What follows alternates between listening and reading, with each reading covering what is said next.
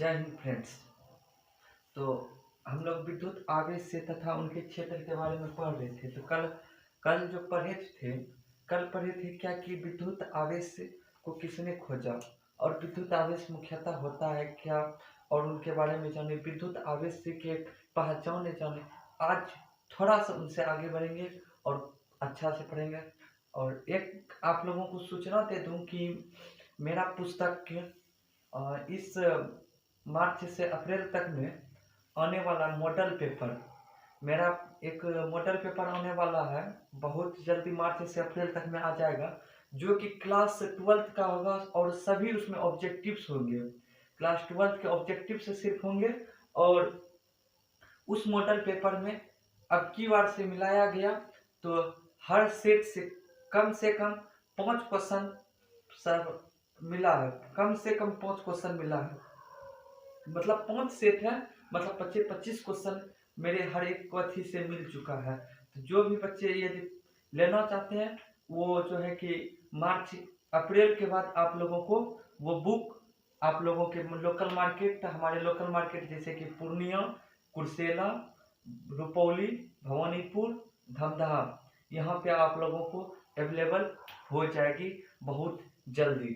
चलिए हम आते हैं अपना टॉपिक पे। टॉपिक कल हम लोग आए थे, कल हम पढ़ा रहे थे कि विद्युत आवेश तथा क्षेत्र, विद्युत आवेश तथा क्षेत्र।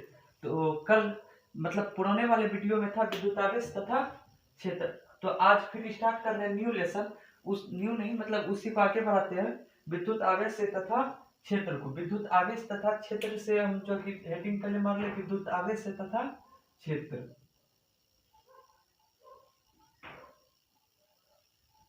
विद्युत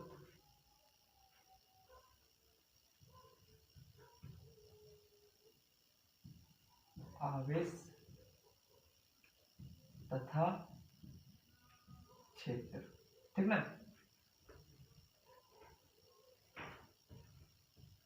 विद्युत आवेश तथा क्षेत्र, विद्युत आवेश तथा क्षेत्र में कल हम लोग पढ़े थे कि आवेश का खोज किसने किया, आवेश के बारे में बताए थे। चलिए आज एक क्वेश्चन लिखते हैं, आवेश का सीजीएस मात्रक क्या होता है। कि आप लोग जानते हैं कि आवेश का सीजीएस मात्रक, सीजीएस के बारे में आप लोग पढ़े होंगे 9th क्लास में, centimetre gram unit, centimetre gram unit CGS मात्रक। आवेश का सीजीएस मात्रक क्या होता है, लिखिए।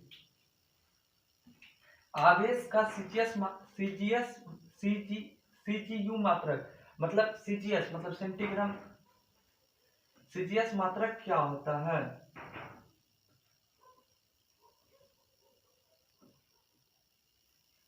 आवेश का सीजीएस मात्रक, ठीक ना। आवेश का सीजीएस मात्रक, आवेश का सीजीएस मात्रक ऐसे 2-3 होते हैं, ऐसे हम 2 बताएंगे। एक पहला लिखेंगे ESU, पहला कौन सा होगा, ESU। अच्छा, इनका जो होता है कि इंग्लिश फुल फॉर्म होता है इलेक्ट्रॉनिक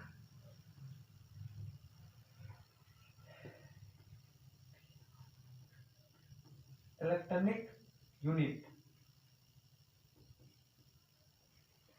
क्या होता है पहला, इलेक्ट्रॉनिक यूनिट, ठीक ना। अब देखिए एक और होता है दूसरा क्या लिखेंगे, स्टेट कूलम। क्या होता है, स्टेट कूलम, कोलंबस।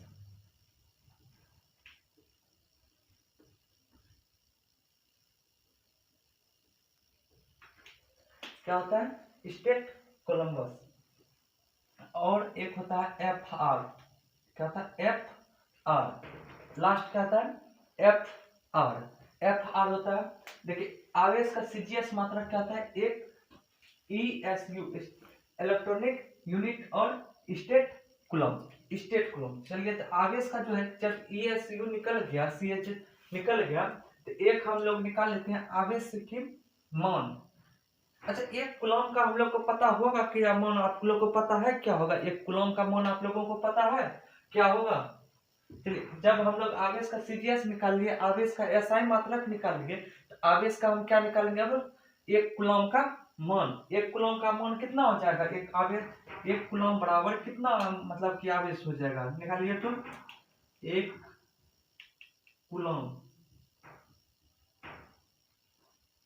एक coulomb equal to 3 into 10⁹ ESU। कितना हो जाएगा, 3 इंटू 10⁹ ESU। कितना हो जाएगा, 3 इंटू 10⁹ ESU। चलिए यदि मान लीजिए कि ESU दिया है और कूलम निकालने के लिए कह दिया, मान लीजिए कि ESU बराबर कितना हो सकता है, मान लीजिए कि एक ESU बराबर कितना होगा मान, ये तो इतना ESU है, एक ESU बराबर मान निकालते हैं हम लोग। इसको शॉर्ट में लिख सकते हैं इसे, क्योंकि एक coulomb equal to 3 into 10⁹ ESU। तो ESU इस पार कर लेते हैं, ESU इक्वल टू सब नीचे में 1/3 क्रॉस 10⁹ क्या हो जाएगा, 9 कूलम। क्या हो जाएगा, 1 ESU बराबर इतना हो जाएगा। लेकिन एक बात आप लोग ध्यान रखें, कोई भी पावर जब है नीचे में रहे ना, हम जब उनको ऊपर करना चाहेंगे तो वो माइनस में हो जाता है, लेकिन यदि नीचे प्लस रहे तो ऊपर जाएगा तो माइनस हो जाएगा, यदि नीचे में माइनस रहे तो ऊपर जाता है तो क्या हो जाता है, प्लस हो जाता है। क्या हो जाता है, प्लस हो जाता है। तो फिर से लिखेंगे 1 ESU इक्वल टू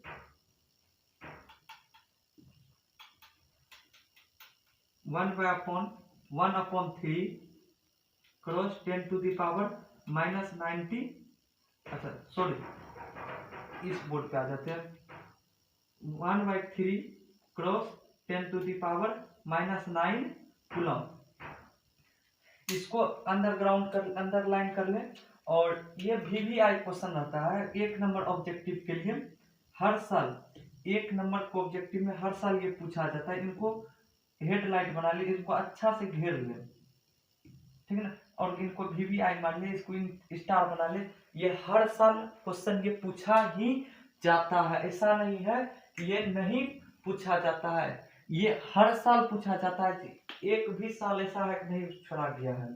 तो एक ESU बराबर कितना हो जाएगा, 1/10⁻9 कूलम। एक इसको बनाएंगे, अंडरलाइन करेंगे, और एक इसको अंडरलाइन करेंगे। एक कूलम इक्वल टू कितना हो जाएगा, ये दो को अंडरलाइन कर ले। एक कूलम इक्वल टू कितना हो जाएगा, 3 इंटू 10⁹9 ESU। कितना हो जाएगा, ESU, ठीक ना। तो चलिए हम फिर आगे बढ़ते हैं, यहां से इसको मिटाते हैं। आप लोग लिख लीजिएगा या स्क्रीनशॉट ले लीजिए, ज्यादा स्पीड में तो स्क्रीनशॉट ले लीजिए। तो इसको मिटाते हैं।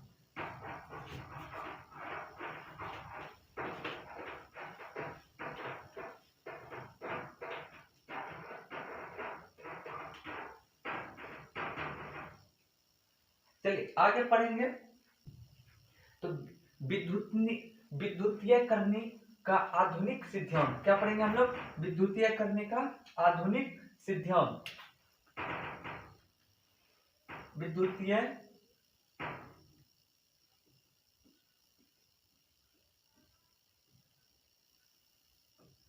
करनी का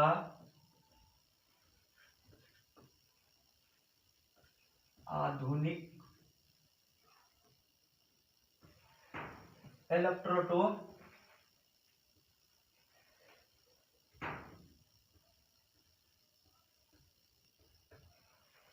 इलेक्ट्रॉन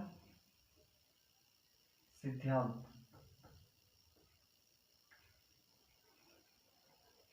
क्या पढ़ेंगे हम लोग, सिद्धांत,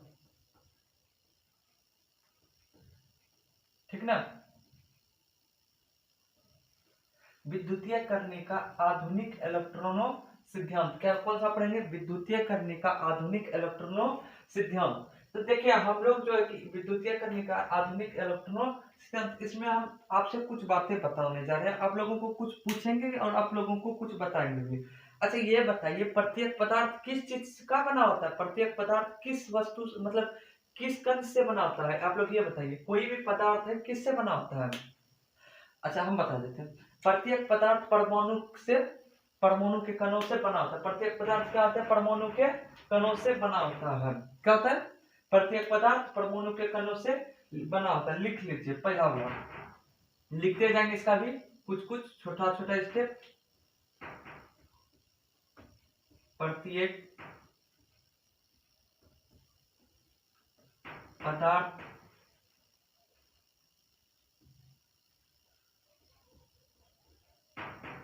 परमाणु से मिलकर बना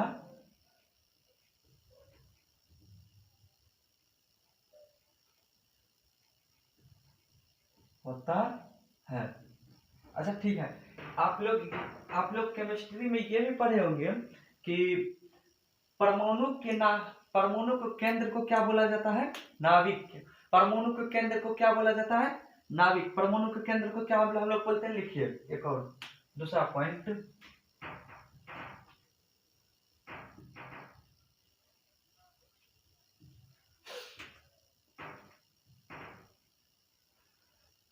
परमाणु के केंद्र को हम लोग क्या बोलेंगे? नाभिक। लिखेंगे हम लोग परमाणु के केंद्र को नाभिक बोलते हैं। नाभिक क्या बोलते हैं हम लोग? नाभिक बोलते हैं। नाभिक, परमाणु के केंद्र को नाभिक कहते हैं।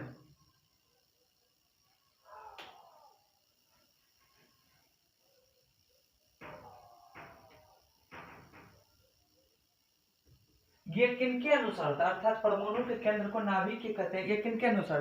परमाणु के संरचना के अनुसार होता है। ये क्या होता है? परमाणु के संरचना के अनुसार होता है। अच्छा ये बताइए, नाभिक में कौन विराजमान करते हैं? नाभिक में कौन कौन रहते हैं? तो नाभिक में प्रोटॉन प्लस न्यूट्रॉन रहते हैं। कौन रहते हैं नाभिक में? Proton plus neutron. नाभिक बराबर लिख सकते हैं एक बार, नाभिक बराबर प्रोटॉन प्लस न्यूट्रॉन। नाभिक बराबर क्या हो जाएगा? Proton plus neutron. चलिए एक बार इसको भी अंडरग्राउंड कर लीजिए। इसको क्या करेंगे? अंडरलाइन कर लेंगे। इसको भी अंडरलाइन कर लें।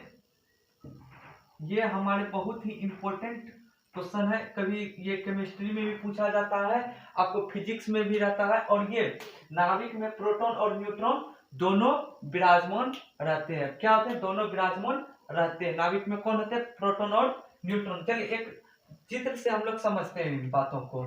छोटा सा चित्र बनाएंगे और उनके बाद हम इसको जानेंगे। चित्र देखिए बनाते हैं। दैट इज परमाणु पदार्थ। क्या हो गया?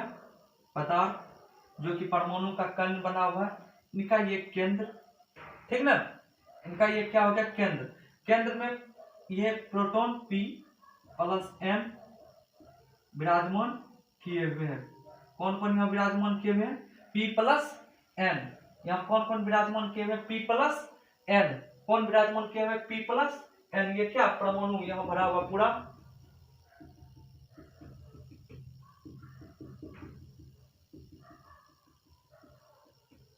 चलिए अच्छा, एक बात बोला जाता है कि परमाणु के केंद्र में नाभिक के क्या हो जाता है? उदासीन रहता है। परमाणु के केंद्र में नाभिक उदासीन होता है। उदासीन का मतलब होता है कि जीरो। उदासीन का मतलब क्या हो जाता है? वो जीरो। यदि परमाणु के केंद्र में नाभिक उदासीन हो जाए तो परमाणु का फिर कैसा हो जाएगा? ये ऐसा हो जाएगा। क्या हो जाएगा? ये ऐसा हो जाएगा। ये क्या होगा? ये देखिए इनका ये केंद्र बना देते हैं। कुछ बड़ा ही केंद्र बन गया था ये। यहाँ पे तब क्या बचेगा? ये कलम। यदि परमाणु, मान लीजिए कि परमाणु के केंद्र में प्रोटॉन उदासीन तो नहीं होता है, प्रोटॉन का अपना कुछ मन नहीं होता है, लेकिन न्यूट्रॉन क्या हो जाता है? परमाणु के केंद्र में जाके वो उदासीन हो जाते हैं। उदासीन हो गए तो n इक्वल टू 0 हो गया, तो P प्लस N, तो P प्लस 0 बराबर क्या हो गया? P बच जाएगा। ठीक ना? तो आप लोग स्क्रीनशॉट ले लीजिए और इसमें अभी और आगे बढ़ते हैं, अभी 2 नंबर तक ही चले हैं। तो मिटा दिए इसको, स्क्रीनशॉट ले लीजिए। हम थोड़ा सा बोर्ड पर से हट जाते हैं, ठीक, आगे बढ़ते हैं हम।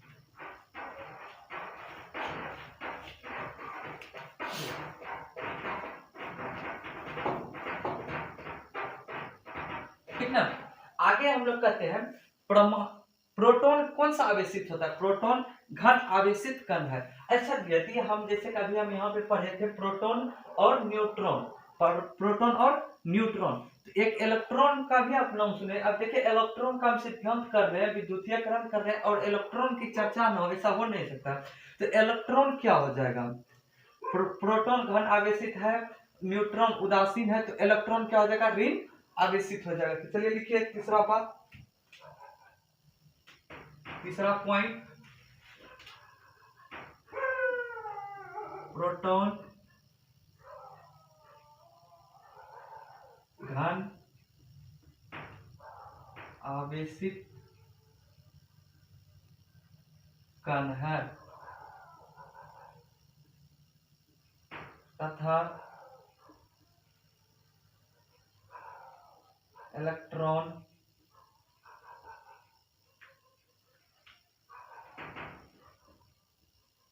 ऋण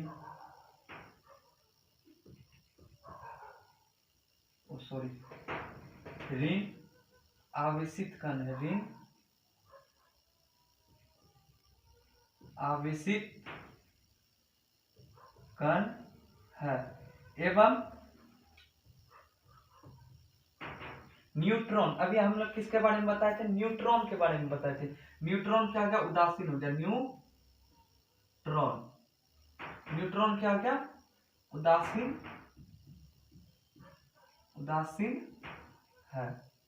अच्छा चलिए, प्रोटॉन और प्रोटॉन घन आवेशित कण है तथा इलेक्ट्रॉन ऋण आवेशित कण है। प्रोटॉन क्या है? घन आवेशित कण है तथा इलेक्ट्रॉन ऋण आवेशित कण है। एवं न्यूट्रॉन क्या हो गया? न्यूट्रॉन क्या हो गया? उदासीन हो जाता है। न्यूट्रॉन क्या हो जाता है? उदासीन हो जाता है। चलिए लास्ट एक और लिखते हैं इनका, चौथा नंबर। अच्छा, जब प्रोटॉन और इलेक्ट्रॉन घन आवेशित और ऋण आवेशित है, तो इनका तो कुछ ना कुछ मान होता होगा, क्योंकि न्यूट्रॉन जीरो हो गया, न्यूट्रॉन उदासीन हो गया, तो इनका तो कुछ न कुछ मान होता होगा, जरूर कुछ न कुछ होता होगा। चलिए इनका मान लिखते हैं, कुछ लिखते हैं इनके बारे में। प्रोटॉन एवं इलेक्ट्रॉन का मान सामान्य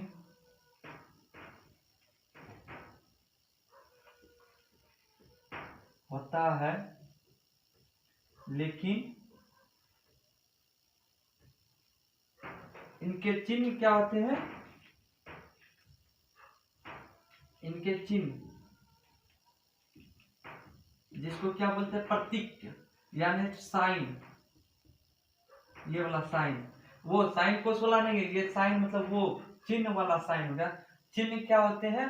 भिन्न भिन्न होते हैं। क्या होते हैं ये चिन्ह? भिन्न भिन्न होते हैं। साइन क्या हो जाता है? भिन्न भिन्न होते हैं, ठीक ना। साइन क्या हो जाता है? भिन्न भिन्न होते हैं, साइन भिन्न भिन्न होते हैं। तो अब चलिए इनका मान भी लिख लेते हैं। मान क्या होगा? प्रोटॉन का पहले,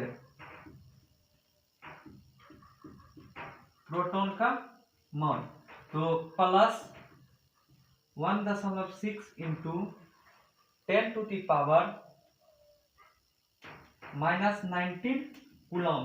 कितना हो जाएगा? -19 कूलम। कितना हो जाएगा? -19 कूलम। और ये तो प्रोटॉन का क्या? अब इलेक्ट्रॉन का कितना होगा?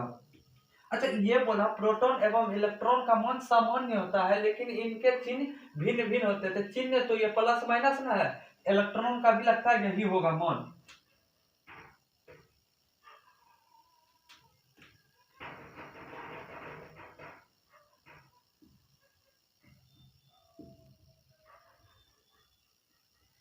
इलेक्ट्रॉन का क्या होगा तब तो माइनस, क्योंकि अभी हम ऊपर में पढ़ते हैं प्रोटॉन घन आवेशित कण है तथा इलेक्ट्रॉन ऋण आवेशित कण है, minus 1.6 cross 10 to the power minus 19 coulomb, 19 coulomb. तो अब देखिए तो यहाँ तक तो ठीक ठाक है कि ये प्रोटॉन है और ये इलेक्ट्रॉन है।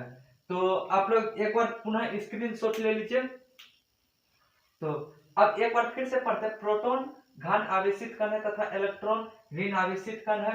प्रोटॉन एवं इलेक्ट्रॉन का मान सामान्य होता है, लेकिन इनके चिन्ह भिन्न भिन्न होते हैं। प्रोटॉन का मान 1.6 10 टू द पावर 19 कूलम होता है एवं इलेक्ट्रॉन का मान -1.6 cross 10 to the power 19 coulomb होता है। अब चलिए इनका और कुछ आगे इनके बारे में जानते हैं, क्या बढ़ेंगे इसके आगे में और इसके बारे में जानेंगे। इनको थोड़ा क्लीन कर देते हैं।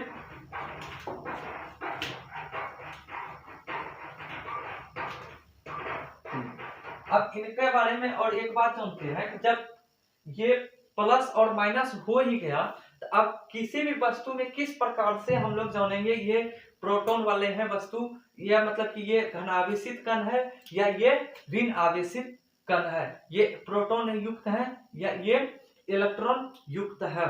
तो चलिए एक बात हम बताते हैं, जब दो पिंड को, जब दो वस्तु मान लीजिए ये दो मार्कर है, मान लेते हैं ये दो मार्कर है मेरे पास, और इन दोनों मार्करों को एक साथ घसा जाता है। क्या कहा जाता है? घसा जाता है। क्या किया जाता है? तो घसा जाता है। तो जब ये दोनों वस्तुओं को एक साथ रगड़ा जाता है, इन दोनों वस्तुओं को एक साथ रगड़ा जाता है, तो रगड़ने के बाद, हटने के बाद, इन दोनों को जब रगड़ा जाता है और इनको हटाने के बाद यदि किसी एक वस्तु का, मान लीजिए एक ये वस्तु है, इनका घन आवेशित कण जो प्रोटॉन होते हैं, घन आवेशित कण कम हो जाए तथा ऋण आवेशित कण बढ़ जाए, घन आवेशित कण कम हो जाए और ऋण आवेशित कण बढ़ जाए, तो ये क्या हो जाएगा? इनमें ऋण आवेशित कण, अर्थात ये इलेक्ट्रॉन युक्त हो चुका है। लेकिन घन आवेशित कण कम हुआ था, इनमें क्या हो जाएगा? घन आवेशित कण बढ़ जाएगा और इनमें ऋण आवेशित कण कम हो जाएगी, तो ये क्या हो जाएगा? प्रोटॉन युक्त हो जाएगा। चलिए लिख लेते हैं इसको भी एक बार थोड़ा सा, क्योंकि याद तो उतना, मतलब मान लीजिए अभी हम शुरू किए हैं तभी फर्स्ट लेसन है, तभी आप लोगों को उतना याद भी नहीं, लिखते जाना, छोटा छोटा स्टेप है, लिखते जाएंगे। तो कहां तक पहुंच गए थे अभी हम लोग? 4 नंबर पे थे, 5वां लिखते हैं। जब दो वस्तु को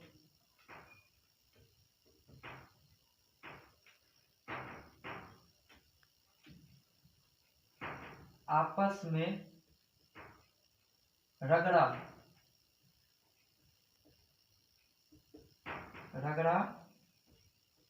जाता है, जब दो वस्तु क्या किया जाता है? रगड़ा जाता है, तो तब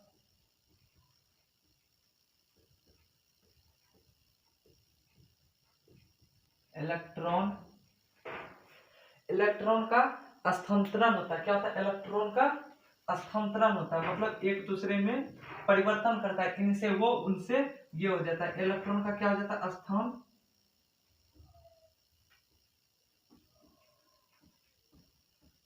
इलेक्ट्रॉन का क्या होता है? स्थानांतरण होता है, इलेक्ट्रॉन का स्थानांतरण होता है।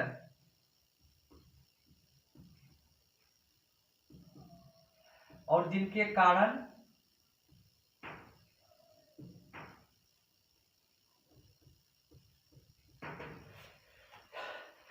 कारण किसकी उत्पत्ति होती है? आवेश की उत्पत्ति होती है। जिनके कारण किसका उत्पत्ति होता है? आवेश का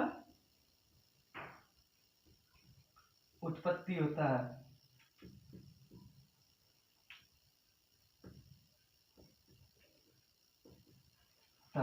ठीक है ना? अब देखिए हम चित्र बना के आपको दिखाते हैं। अभी हम आप लोग को डेमो दिए थे, अभी मतलब पेन मार्कर से हम आपको बताएं। अब देखिए हम आपको चित्र के थ्रू बताते हैं, चित्र के द्वारा बताते हैं। चित्र में देखिए, अब जैसे मान लीजिए कि वस्तु ए है, ये वस्तु कौन सा है? ए है, वस्तु ए प्लस ये वस्तु बी है। अब इन दोनों को क्या करेंगे हम लोग, रगड़ेंगे। क्या करेंगे, रगड़ेंगे। इन दोनों को क्या करेंगे, रगड़ेंगे। चलिए रगड़ा दे इन दोनों को, लीजिए रगड़ा दिए इन दोनों को, रगड़ा दिए। ये ए ये बी, ये दोनों रगड़ने लगा, अपने आप में वो घर्षण करने लगे। इस प्रकार से घर्षण शुरू हो गया। और घर्षण होने के बाद जब इन दोनों वस्तुओं को अलग किया गया, इन दोनों वस्तुओं को अलग किया गया, तो देखिए ये कुछ इस प्रकार से वो अपने आप को बनाते हैं। ये वस्तु ए हो गए और ये वस्तु बी हो गए। ये माइनस कण अपने साथ लेकर आते हैं अधिक सारा। ये कौन सा कण लेकर आ गए, माइनस कण। ये क्या, और ये प्लस कण लेकर आ गए। ये क्या लेकर आ गए, प्लस। ये क्या होगा, घन आवेशित हो गया, और ये ऋण आवेशित हो गया।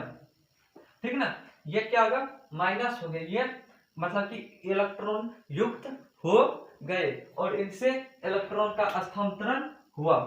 ठीक ना। अब देखिए इनसे एक और बात आगे बढ़ते हैं, छोटी सा बात है और लास्ट ये विद्युतीयकरण की आधुनिक इलेक्ट्रॉन सिद्धांत का। विद्युतीयकरण के आधुनिक इलेक्ट्रॉन सिद्धांत में कहा गया है किसी भी पिंड में घन आवेशित हो जाए तो उनमें इलेक्ट्रॉन की कमी हो जाती है। जैसे मान लीजिए ये घन आवेशित हो गया तो इनमें इलेक्ट्रॉन की संख्या, मान लीजिए यदि इनमें प्रोटॉन की संख्या 90 है, इलेक्ट्रॉन की संख्या 40 भी हो सकती है। इनमें कोई भी पता नहीं है, लेकिन इनमें इलेक्ट्रॉन की संख्या कम हो जाती है। एक पॉइंट और लिख लेते हैं। अच्छा छोड़ दीजिए इसको। तो ये बताने के लिए था, जब किसी भी पिंड में प्रोटॉन की संख्या अर्थात घन आवेशित कण अधिक हो जाती है तो वो क्या हो जाता है, उनमें इलेक्ट्रॉन की संख्या बहुत ही अधिक हो जाती है। लेकिन यदि किसी भी कण में ऋण आवेश अर्थात ऋण आवेश अधिक हो जाती है, ऋण की संख्या मतलब कि माइनस की संख्या बहुत अधिक में बढ़ जाती है, तो उनमें क्या हो जाता है, इलेक्ट्रॉन की संख्या बढ़ जाती है। इसमें देखिए अब जैसे कि इसमें माइनस की संख्या मान लीजिए 90 हो गया और ये 50 हो गया प्लस की संख्या, और ये माइनस की संख्या कितना होगी, 90 हो गई। तो ये क्या हो गया कि इलेक्ट्रॉन युक्त हो गया। ये कौन सा हो गया, इलेक्ट्रॉन युक्त। ये क्या हो गया, इलेक्ट्रॉन युक्त हो गया। लेकिन ये क्या है, अभी ये वाला चित्र जो है बी नंबर का, ये इलेक्ट्रॉन मुक्त है। ये भी है युक्त ही, लेकिन इलेक्ट्रॉन ये मुक्त है, क्योंकि इनमें इलेक्ट्रॉन की संख्या बहुत कम मात्रा में पाई गई है। इनमें प्रोटॉन की संख्या बहुत अधिक मात्रा में पाई गई है। तो मिटा वो इसको, आगे चलते हैं हम लोग, इसको मिटाते हैं, आगे फिर बढ़ते हैं, देखते हैं आगे क्या होता है। चलिए 3 कर देते हैं बोर्ड को पूरा स्पीड में, क्योंकि वीडियो को चाहते लंबा भी नहीं करना है। चलिए अब तो हमारा लगता है कि विद्युतीकरण अर्थात विद्युतीकरण का आधुनिक इलेक्ट्रॉन सिद्धांत, विद्युतीकरण का आधुनिक इलेक्ट्रॉन सिद्धांत अब मेरा इसी जगह समाप्त होता है। अब इसी में से हम थोड़ा सा इसको आगे बढ़ते हैं। क्या करेंगे, इसको मिटा के थोड़ा सा क्या करेंगे, अब आगे बढ़ेंगे। किस लेसन को लेके चलेंगे अब इसी में, तो आवेश का संरक्षण। किसको लेकेंगे, आवेश का संरक्षण। आवेश का संरक्षण लिखेंगे क्वेश्चन, आवेश का संरक्षण। क्या लिखेंगे, आवेश का संरक्षण।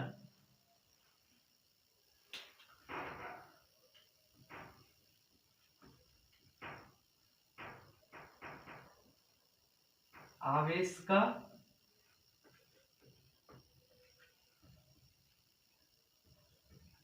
का संरक्षण।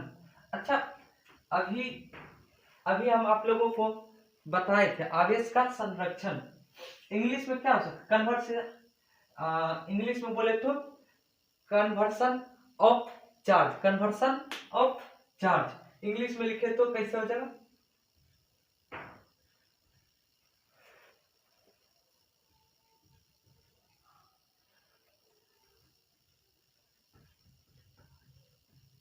कन्वर्सन ऑफ चार्ज,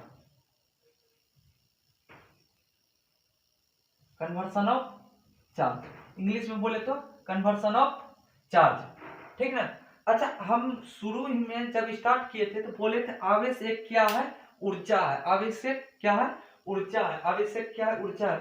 तो जब हम स्टार्ट किए थे तो आवेश एक ऊर्जा हम बताए थे आप लोगों को, ये बात याद होगा कि आवेश एक ऊर्जा है। तो उस हिसाब से क्या हो सकता है कि ऊर्जा का इसमें संरक्षण, ऊर्जा का संरक्षण बचपन में आप क्लास 9th में और 10th में दोनों में आप पढ़े होंगे। ऊर्जा का संरक्षण बताता है ऊर्जा को ना ही उत्पन्न किया जा सकता है और ऊर्जा को ना ही नष्ट किया जा सकता है, बल्कि ऊर्जा को एक रूप से दूसरे रूप में बदला जा सकता है। क्या किया जा सकता है, ऊर्जा को एक रूप से दूसरे रूप में बदला जा सकता है। तो उसी प्रकार से आवेश के संरक्षण के नियम के अनुसार कहा जाता है आवेश को ना ही नष्ट किया जा सकता है और आवेश को ना ही उत्पन्न किया जा सकता है। अर्थात आवेश संरक्षित है, उसको कुछ भी नहीं किया जा सकता है, इसे सिर्फ एक रूप से दूसरे रूप में बदला जा सकता है। जैसे अभी हम आप लोगों को पीछे में बताए थे कि वो दो वस्तुओं को आपस में घर्षने के बाद जब समान दोनों में आवेश थे, समान ही करने थे,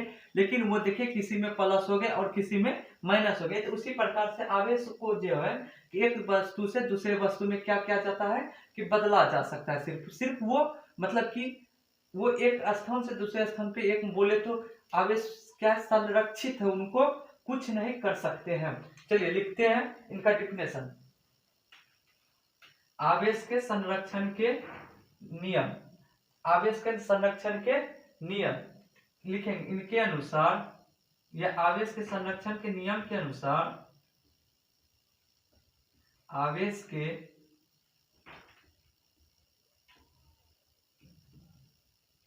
संरक्षण के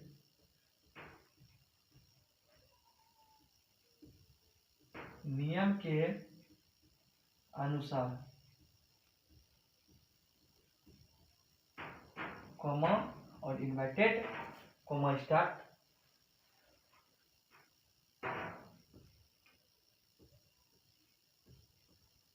आवेश को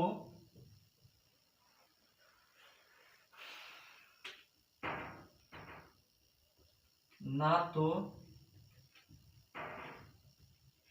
उत्पन्न किया जा सकता है और इसे ना ही नष्ट किया जा सकता है। ठीक ना, आवेश को ना ही उत्पन्न किया जा सकता है और ना ही इसे नष्ट किया जा सकता है, लेकिन इसे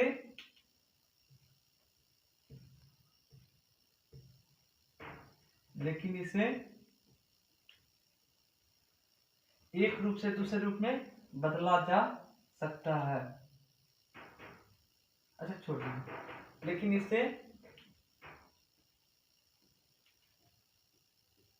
एक रूप से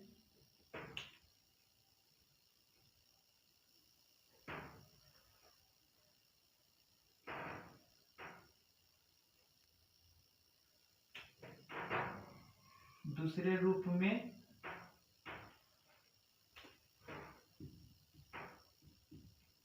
बदला जा सकता है।